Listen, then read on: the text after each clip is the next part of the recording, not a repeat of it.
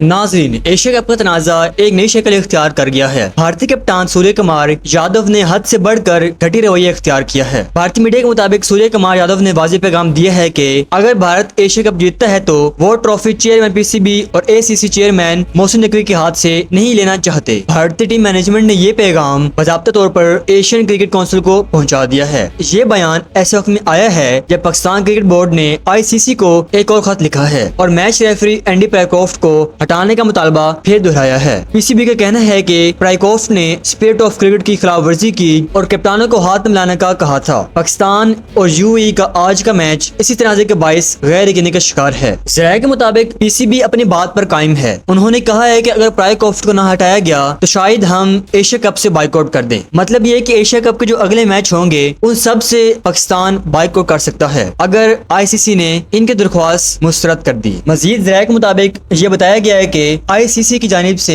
की जाने वाली इंक्वायरी सिर्फ रस्मी करवाई थी, ना तमाम पहलू को देखा गया और ना किसी से बात की गई। ये मामला एशिया कप में पाकिस्तान और भारत के दरमियान पैदा होने वाली कशीदगी को मजीद बढ़ा रहा है और शायकीन क्रिकेट अब सिर्फ ये देखने के मुंतज़िर है कि पीसीबी अगला कदम क्या उठाएगा कि एशिया कप से बाइकआउट करना है या नहीं।